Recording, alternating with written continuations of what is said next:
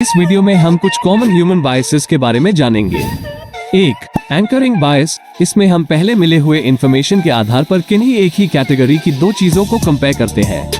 Example, मान लीजिए आप कैंपस ब्रांड के जूते खरीदने जाते हैं और आपको पता चलता है कि एक जोड़ी जूते की कीमत 2000 रुपये है।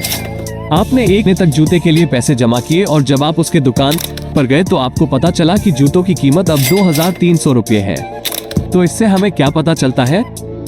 उधार पर जूते खरीदे नहीं, तो इससे पता चलता है कि आप पुरानी जानकारी के आधार पर निर्णय लेते हैं। 2. फ्रेमिंग बायस।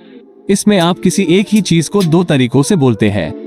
एग्जाम्पल, हम किसी से शर्त लगाए कि अगर हम जीते तो तुम हमको 2 समोसा खिलाएगा और अगर तुम जीता तो हम तुमसे 2 समोसा लेंगे, जीतने के खुशी में। मतलब एक तरीके से अपने उससे स्कैम कर लिया।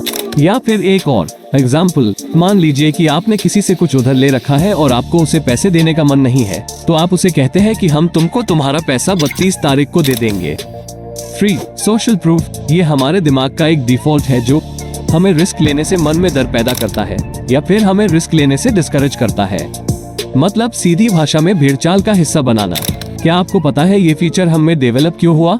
पुराने जमाने में जब इंसान अपने ग्रुप से अलग हो जाते थे तो उनका मरना पक्का होता था और इसका रीजन काफी सिंपल है, वो ग्रुप के लोगों से अलग थे।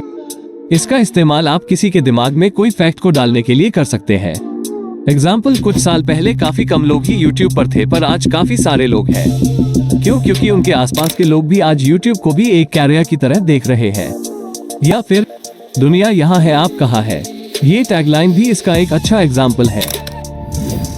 4. Confirmation bias. इसमें हम केवल उन्हीं एक्सपीरियंसेस को याद रखते हैं जो हमारे बिलीफ में फिट हो पाते हैं। हम लूडो में हरा लिए हैं तो हम हार जाएंगे।